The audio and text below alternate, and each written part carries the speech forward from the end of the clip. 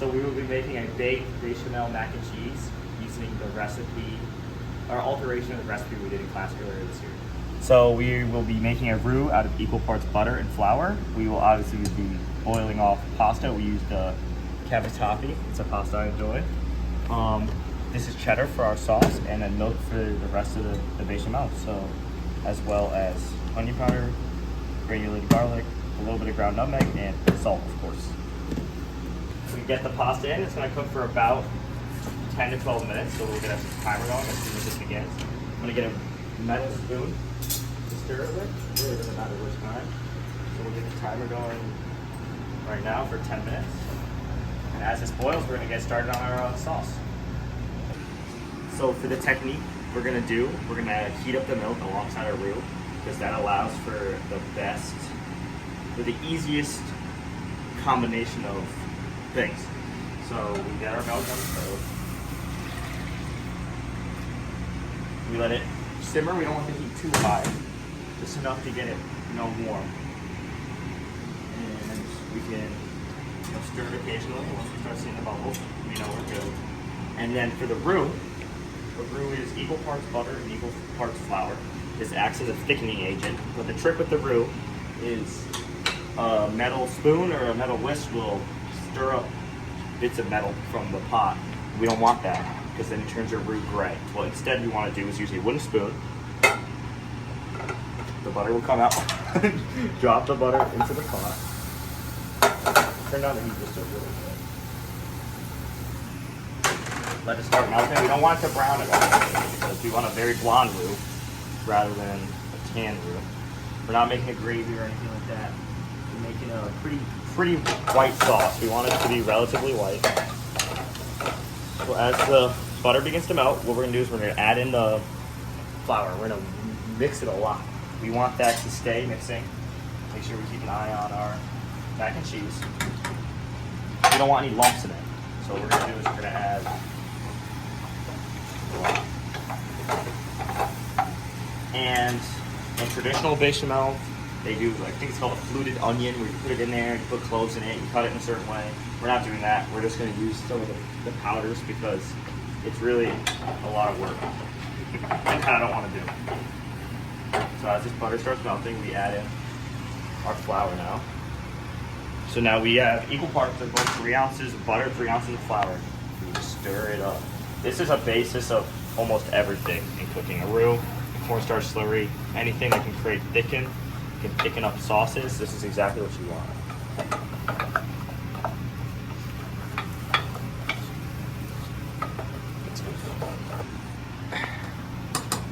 So as you can see, the roux is quite light. I'm going to keep mixing it up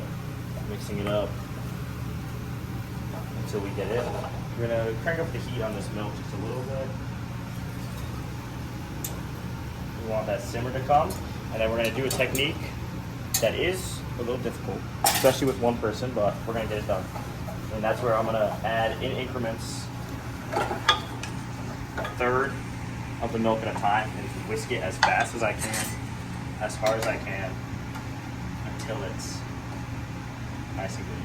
So you can see I'm continuing to stir our pasta, which we're going to use later. This roux is a little bit thick, so we're going to have to do extra good stirring when we add in the milk. So that's fine.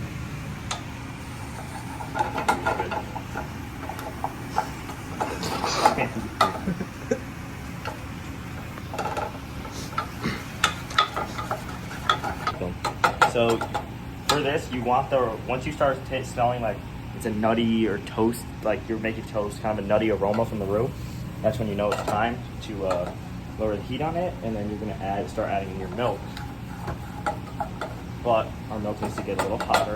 You don't have to have it super, super, super hot. You can actually do it with. So I think our milk is probably good to start adding in. So I'm going to add a little bit at a time.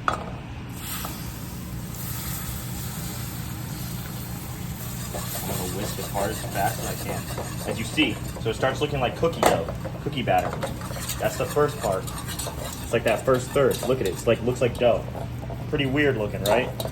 Then you add in a little bit more.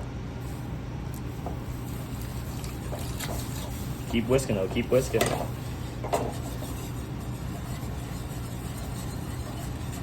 Now it starts to look almost like oatmeal porridge kind of deal. It still looks pretty gross, but it's coming along. You want to whisk it vigorously, get it all combined in. You add in a little bit more milk. I'm not exactly doing thirds, but the deal is you want to do it in increments. You don't want to do it all at once or it's going to be lumpy and gross. And no one wants a lumpy sauce. You don't want a grainy, floury sauce. You want it to be nice and mixed together. I spill some milk. You can smell it burning. But that's all right, people. Stir the pasta up a little bit. It's almost done. I can tell. You can see how it's getting nice and big. And then we add in our last little bit of milk, and then we just stir, stir, stir, stir.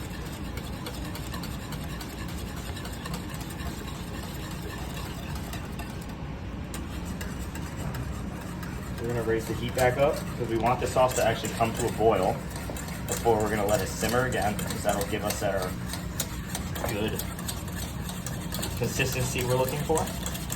And then we're gonna add in our pretty hot. So let's not burn the sauce. We grab a oven. So we strain it into a sink. We use a strainer. Always good to use a strainer. We keep whisking. As you can see, it's getting nice and thick. What we want it to do is actually adhere to the back of a wooden spoon. So we'll do that in a second. You can probably already kill the heat on it. It's looking nice and thick. But I do see a few lumps. We just want to keep on beating those out of there. Lower the heat way down now. You can see it's super hard to, in the lieu of the fluted onion, I think it's called. I don't know. I could be quoting it fluid onion.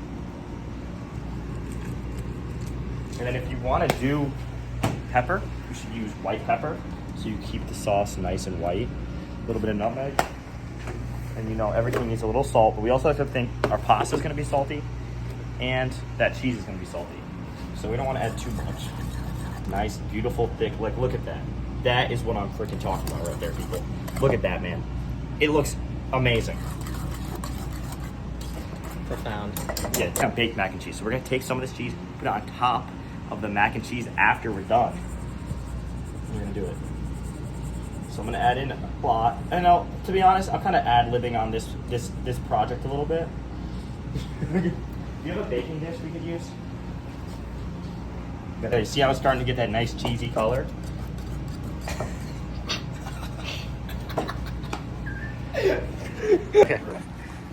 Okay, we're back now. But as you can see, we're just whisking together. We still see some cheddar chunks in there. We don't want the cheddar chunks. We want it together. I'm gonna add a little bit more cheddar.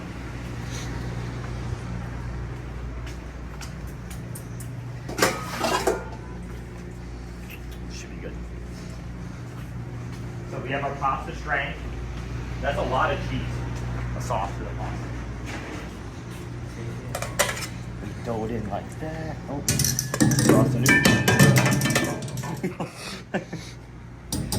but that's all right. And now we have our pasta. We have our cheddar sauce now officially. Did I get rid of the wooden spoon? God damn it, bro.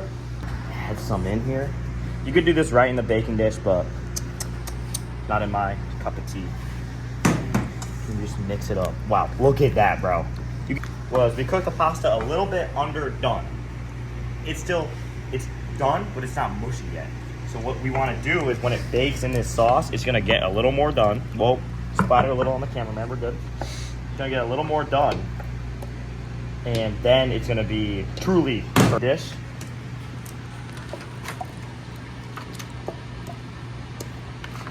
Spread it out. As you can see, this is a huge baking dish, so, you know. I don't even know if I have enough cheese. I might have to steal from this damn classroom. Add a little bit more in here. I mean, on smell, we might as well just kill the pot, right? Like, come on. We want it cheesy or do we want it not cheesy? Like, we want cheesy pasta, bro.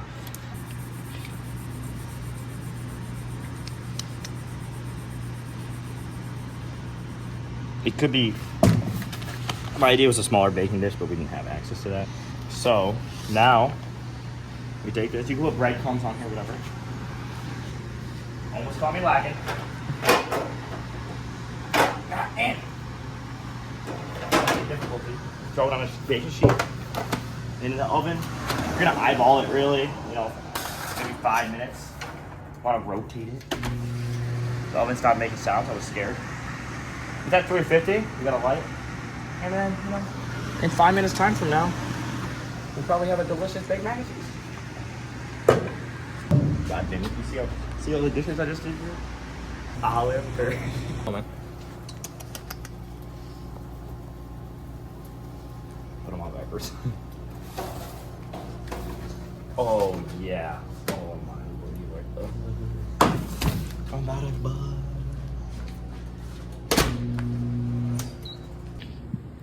Oh yeah, buddy. Just a little bit. You see, now we're seasoning it up. Good boy.